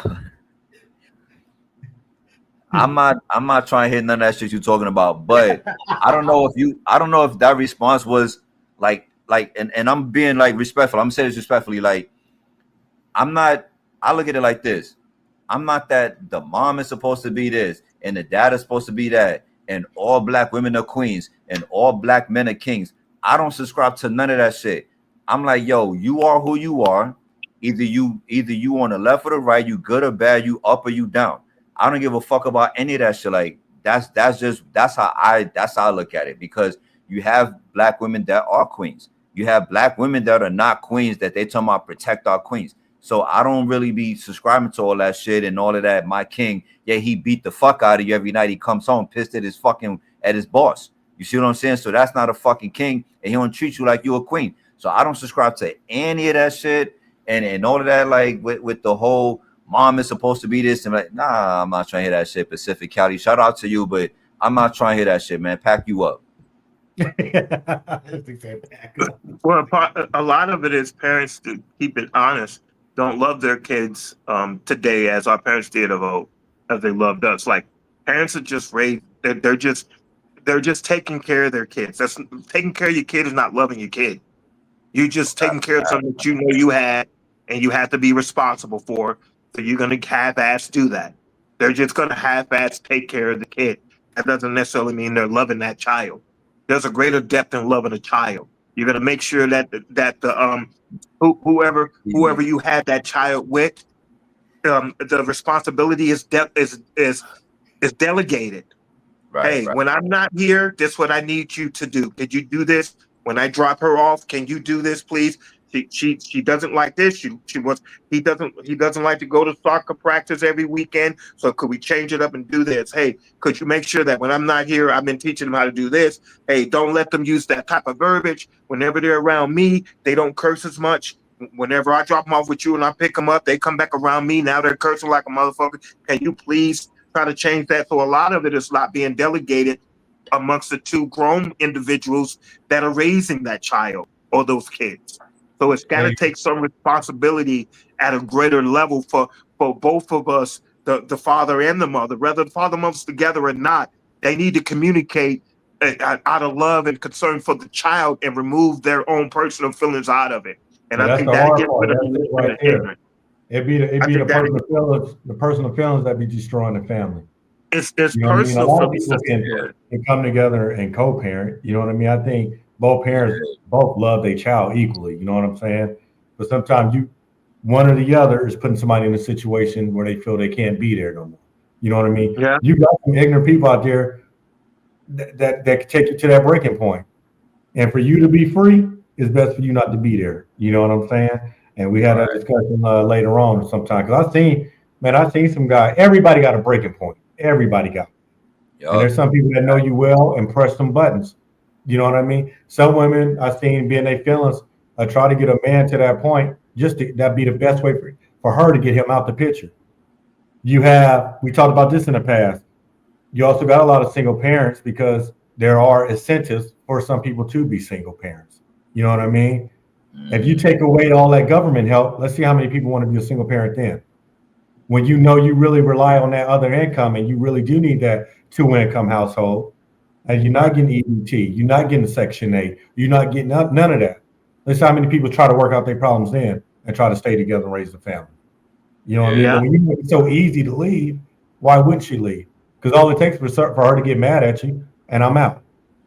Yep. That's why the divorce rate's so high. Motherfuckers get mad, divorce, and want to leave because there's a benefit of getting divorced too. Shit.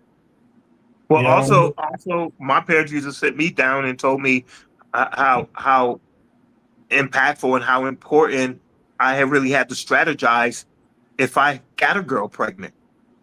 So, and I said this the months past.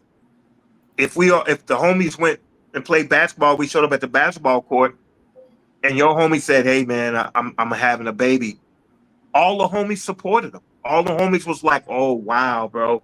Well, congrats." We would say congratulations, but we also knew that, wow, he's got a child now. He has to focus on that child. It was everything else that he had going on in his life was pretty much on the back burner. His focus had to be that child and the mother of that child, and it didn't matter whether he was with her or not. He knew his responsibility was ultimately to focus on that kid and the raising of that kid. You don't see a lot of that today. You don't see a lot of that. People not even really focused on who they having a child with. Man, That's And I true. know. Hell yeah. that's So that's I the big know. reason right there for Hell the yeah. single family homes. This rushing to fuck people and you're pregnant, just rushing to have a baby. You don't pay attention to who you're trying to have a baby with. You're not Yeah. paying attention to the person you having sex with. Pay more attention to that first. You know what I mean? An accident always happen, and you like, I'm just gonna have this kid. It's not fair to the kid, man. You knew what you was doing as an adult. Then you bring the kid in the world. Why your kid got to go through the chance of not having both parents in the household? How you explain that to your kid that, hey, mommy and daddy, yeah, we fucked up. We was being immature. We was just out there fucking. This wasn't really supposed to happen. You wasn't really supposed to be here. Facts. Your Facts. daddy wasn't even my boyfriend. Facts. I was just fucking somebody. But nobody want to have that real conversation. Yup. You know what I mean? It's easy just to say somebody left versus telling the truth. How maybe mommy really was running in the street.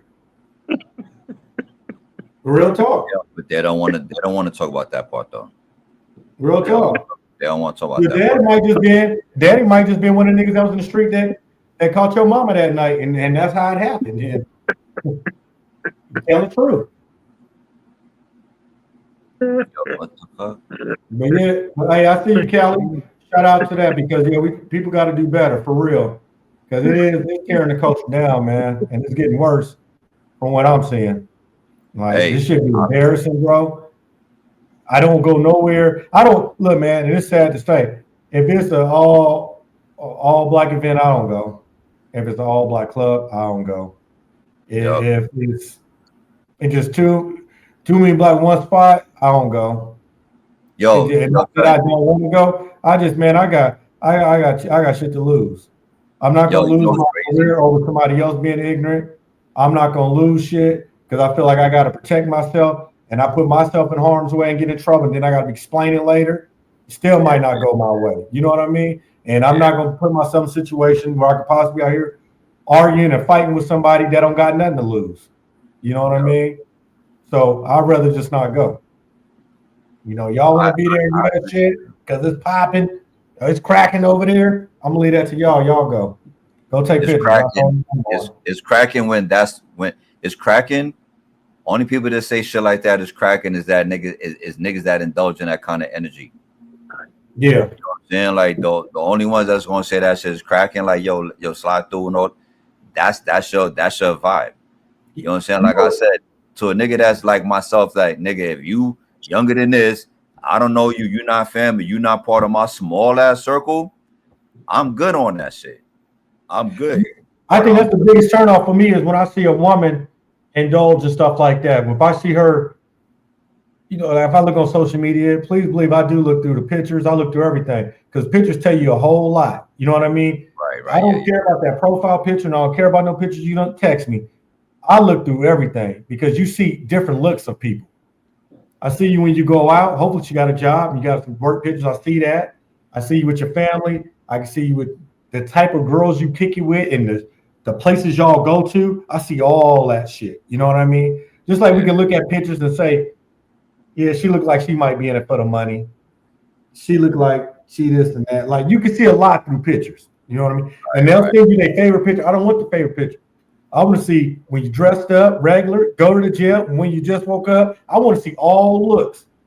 Yep. You know what I mean? That way I can figure this shit out. 1,000 words. Tell you a lot about you. You know, 1,000 words, like they say. Yeah, 1,000 words, man. But Well, yeah, I guess if we didn't prove nothing else, we prove that it's definitely us and it's us, meaning like collective, that we have to figure out what direction we want the culture to be rebooted, because it definitely needs to be rebooted because it's diluting. If it keeps going the direction it's going, you don't even want to be affiliated as far as saying you're a part of that black culture, because there's definitely two entities of being black. That's crazy. There's definitely two entities of being black now, and I thought I'd never not in my time, not in my lifetime. I always felt like if I established myself as black, I was speaking not just only of myself, but the whole culture. Now I'm separating myself from that particular culture. So now there's definitely two different black cultures. That's crazy that you're even, you know how crazy it must be to actually curl your lips to be able to say that shit, my nigga. Like Yeah, that's crazy. That's crazy that we're actually, that's worse than the light skin, dark skin debate or battle. You know what I'm saying? Like that's crazy when you could actually sit up here and say, I can't even fuck with my own people. And Well, because you want better for your own people, but you can't even fuck with your own people. That's nuts. You're shopping, you know how bad it feels if you're shopping at the mall and you see a couple of niggas running out of the Apple store with some phones that they just stole out of that store. And now you sitting there saying, trying to find out how do you separate yourself from being looked at because that's your liking people that's running out that Apple store.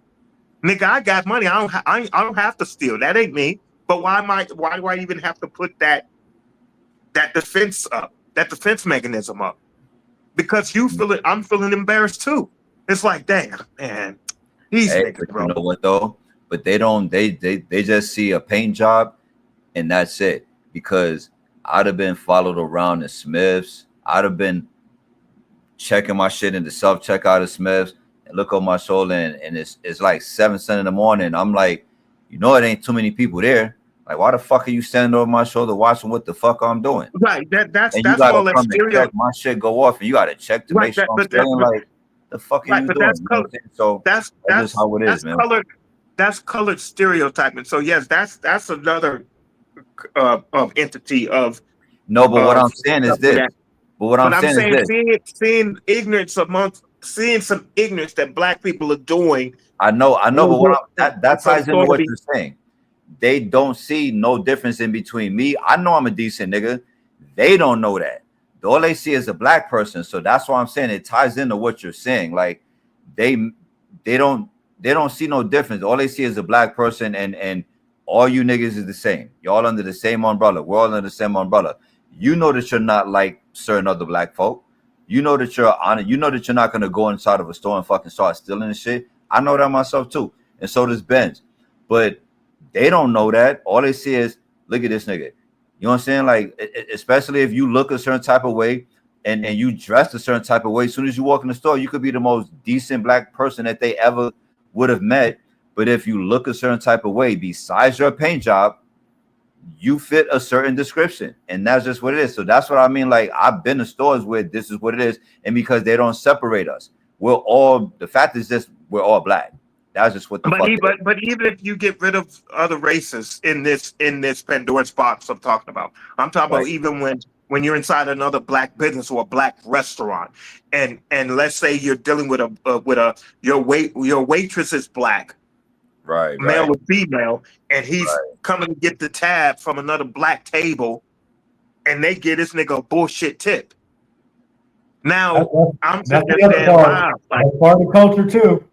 But that's part of that culture. You can't go to restaurants because that's a real thing. You got waiters, and they spoke on that. They see a black, and they don't want that table. Black group come in. It could be a couple, anything, and they're like, "Oh, I don't want to serve them. Let somebody put them in somebody else section," because they already think we're not going to tip. Yeah, we're gonna make their job super hard. Keep sending food back. This ain't right. I don't like this, and you gonna run them back and forth. And at the end of the night, you eat your food, then you won't tip them. So that's what I was. Bullshit. Yeah. So that's also what I was talking when I'm saying that's that second black culture that I don't want to be affiliated with, because I'm the one that's going to lead the tip because I know that exists in that restaurant. So I don't want to be that black table that's keeping that going. I want to make sure that when this black waitress, male or female, approach my table, I don't want them to have that same assumption about me. So I'm going to try to make up for what that other table or the black table didn't do. I'll be so embarrassed. Like when I be with even some people I know and I'm with them and they do that shit, man. That shit's so embarrassing. And then I'm like, I don't like this or this. I'm trying to figure out, when did you become a food critic? Because last time I checked, when I've been at your house, you picking macaroni out the box. You know what I'm saying? Yeah. So I'm like, where'd this come from? You know, you don't cook nothing close to this at your house. But all of a sudden, you get to these restaurants, you showing out. You a food critic, and you know how everything's supposed to taste. Everything. You got hot dogs and all that bullshit at your house. All you cook. Weird shit. Everything come out of a can or a box. It's like And you keep sending food back, come out like it don't taste good. that's You know right. what I'm saying? Hey, I just watched the video. Go ahead, fam. And then even as a black man, we've lost the love for our black women, the culture of our black women, because how many black women, and I know this still culture, don't even wear their real hair. My bad, bro. I've asked my I just looked at sisters the that. comment on the screen. My bad, bro. That shit just popped up at me laughing, man. Yeah, that was that time. I've asked my sisters that. I've asked them. I said, hey, why don't you guys wear your real hair? Like, I love you guys' real hair. And one of them told me, because we're saving it for that special moment, like a wedding day or graduation. So you're gonna wait that long for something for something of that caliber to finally show your real hair? No, you're not. You're just accustomed to covering your shit up for one because you're lazy as fuck. You don't want to do your hair. And I get it. It takes a lot to do black hair. I get it, but that comes with the internal pride. A lot of black women don't have internal pride for their hair, for their culture and their hair. They don't. So that's why they're walking around going to 7-Eleven and going to Walmart with this big ass balloon wrapped around their head because their hair is fucked up. And they doing that so consistently, it's part of their style now. Bro, So when it's I just tell you, man, when I tell you for work, when I be traveling to all these different cities and I go through that airport, bro, it don't matter what city I'm in, man. It's the same look.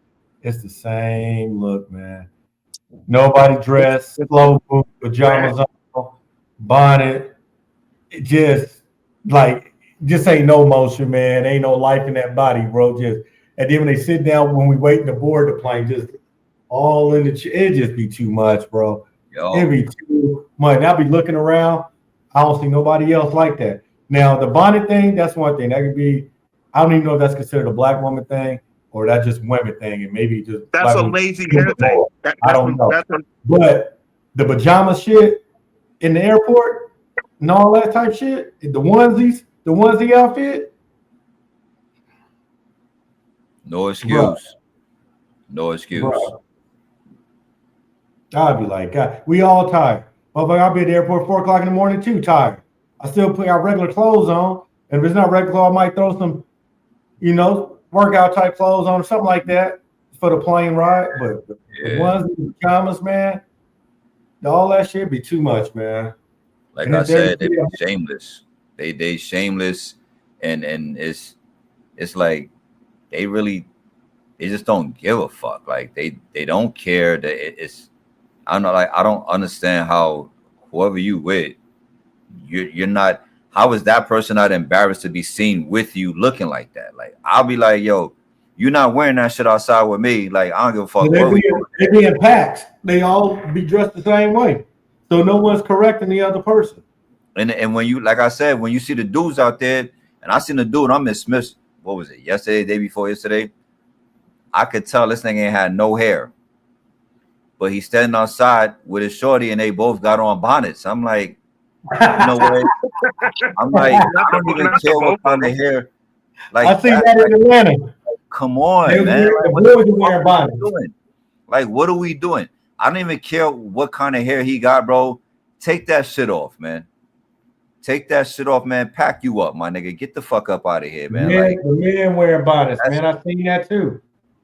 Shit, y'all coaches, we don't care, man. Like and like I said in the beginning, man. Like we don't care. We're shameless, and we normalize shit like that. Like what we don't have, we have to get that. We have to get that pride back. We have to get that love for self back. Let me tell you why it's not going to happen, because not enough of us care enough to get it back. There's too many people. When you go to and look, I shop at Walmart in case of an emergency break glass store. Like, oh shit, I can't find it at Smith's, Albertsons, Any other place, god damn it, I gotta go to Walmart. Fuck. You know what I'm saying? Like that's the only time I go there.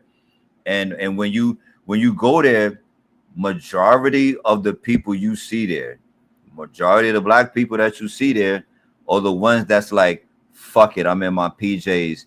I'm in my, you know what I'm saying? Like I'm wearing this bonnet. I got a wild big ass belly, and I got my motherfucking shirt rolled up above it. Like that's the kind of people that you see because we don't give a fuck. We're And totally don't forget seamless, the clothes that's way too small that don't fit. way too small. They Got don't the belly there's hanging no all shame. out and shit. There's And no come shame on, man. whatsoever. There's no Hey, shame. Cali said- Then bro, I be seeing white people just as bums. Like, damn, you don't look too bad. You don't look too bad. And I'm not talking about white women. I'm talking about just white people, period, man. Because like I said, dudes out here wearing bonnets. What the fuck is you doing? You Single just mom. don't have no shame in nothing, man. Single mom. And the reason why it's never going to change is because not enough of us think the way You can't- black people you should think. can't- They don't think decent. They don't have a decent frame of mind. They just have a nigga state of mind, and niggas gonna try to out nigga each other, and that's just what is going to the but cycle then, continue. And them the ones you describing or who we describing will be the first ones talking about a nigga dating a white girl. It'll Yo. be the ones with the bonnet, with the too small of a clothes, belly hanging all out, knowing you looking crazy as shit. Will be the with that wrestling Andre the Giant suit on. Will be the one talking about somebody dating a white girl instead. Come on, man. Hey, Come you on. know, on that note, I gotta be out. I got a schedule to keep. It's always a blessing, man. I'm down to continue to fight for the culture, one person at a time. If we can't bless a room full of black men and women, then maybe we can bless that individual and just keep it going. So, thanks a lot, Ben. Shout out to you, Larry, and we're gonna keep it going, man. You guys stay blessed. Yeah. Peace. Yep, take it easy. Yeah, Pacific Cali. On some real shit though, men, when it comes to black women, we do love natural hair. I always been a fan of black women with natural hair. Like if your hair don't fucking grow, then cut that motherfucker in a style. Then Yeah. be Jada Pinkett, man. Cut it in a style. Make it look cool. Yeah. I don't like fake shit, man. I don't like no fake hair. I damn sure don't like them braids. I don't like fucking. I don't want no fake ass. I don't want none of that shit, man. I don't care. Y'all, I be swearing like a lot of women do shit to impress other women. Y'all not doing that for men. Because if you really sit down and talk to a man and ask him, he gonna tell you we don't want all that fake ass shit. I don't want no long ass nails that's 8 inches away from the nub. You know what I'm saying? Yeah. Don't, like I said, I don't want them braids with them clips on it. I don't want them braids with all them goddamn fucking Starburst colors, Starburst and Skittle colors all in the head. You know what I mean? I don't want none of that shit. You know what I mean? Yeah. I don't want the fake butt with the skinny thighs. I don't want none of it. I promise you. I don't want the eyelashes that can touch your hairline. I don't. Come on, man. I don't want it. Promise you, I don't want it. I don't want that surgery. Yeah, bro. I don't want that surgery when y'all cut y'all stomach off and they sew it back up, and you think we can't tell you had surgery, so y'all put that big ass stomach tattoo over it. Nigga, I don't want none of that shit. None of it. You ain't tricking nobody. You know what I'm saying? Real talk. Like, I don't know who told y'all that shit was cool. Yo, you know what? Because I think it came down to like simping, and I don't mean just dudes, because dudes be hollering at these chicks, but the girl, they homegirls, they ain't nobody telling them that ain't it. Ain't nobody telling you that ain't it. You think that's what it is. You think that's it. Like I saw this, I was on Facebook yesterday, and the chick had the y'all, everybody probably seen this shit. She had some she had I don't know if it was a wig or a braid. I don't know. I couldn't tell from the angle, but her hair looked like top ramen noodles, and they were blonde. They were blonde, like hella blonde, and it looked like top ramen noodles. You look in the comments, and it was all Top Ramen comments, and they were thick. I'm like, yo, that doesn't even look natural. How would you come out the house like that? Like, nobody, you don't got no friends. That's like, that's not it. Niggas is trying to holler at these women, and they get gas, and they just like, and that shit just snowballs into where you had these kind of people that's like, this is what it is. No, that's not what the fuck it is. You supposed to be like, shame on you. You know what I'm saying? Like, but again, like I have to say it again. We don't have no shame, bro. Like, we just do shit and just, it's normal. This is just the regular shit to do. This is the normal shit to do. And it's really not fucking normal. And we normalize a lot of that shit, bro. We got people that standing behind us, like, co-signing and vouching for this shit. And you know what I'm saying? Like, that ain't it, man. She say, them girls are the ones that get the attention from the guys. Trust me, it's not good attention. It's not good attention. Like, half the time, we either clowning or we like, man, look at that shit. That shit look crazy. Or maybe some guys never been with a girl with a fake butt before. Maybe he just want to see what it feel like one time. And after that over with, he done with it. He don't want it no more. You know what I'm saying? Like, half of y'all getting the wrong surgery. You know what I'm saying? I get the whole body improvement and you want to do this and that, but half y'all getting the wrong surgery and y'all getting too much of it. You know what I'm saying? And it don't look right. Like, what if you had a build a nigga? Would you want the man with all the fake shit and it came through with the fake chest, fake arms, fake back, fake thighs, fake calves, the fake ass? Like, come on, man. That shit look crazy. Oh, because like I seen the shit where, you know, they got the pop the balloon shit, right? And Shorty, the first thing nigga stepped up, and the first thing Shorty said to son was, "Yo, take your hat off. Let me see your hairline." Yeah, I'm watching this shit, and I'm like, "Take your weave off. Let me see your hairline." Like, how you gonna try to get at a nigga about anything about him when y'all not keep it in the thou? But it goes back to like about the topic at hand. Is like, the first thing we do is hate on each other. The love come way later, bro. The hate comes first, and then the love comes like third, like not even second, my nigga, like third or fourth, if it even come, because we so busy clowning on each other about our fits, about our shoes, about whatever the fuck it might be, about how much money we make per year, whatever the fuck it might be, my nigga. And we the only ones that do shit like that, man. It's just like we the only race you gonna see talk about why this nigga still rapping. He old. I never see white people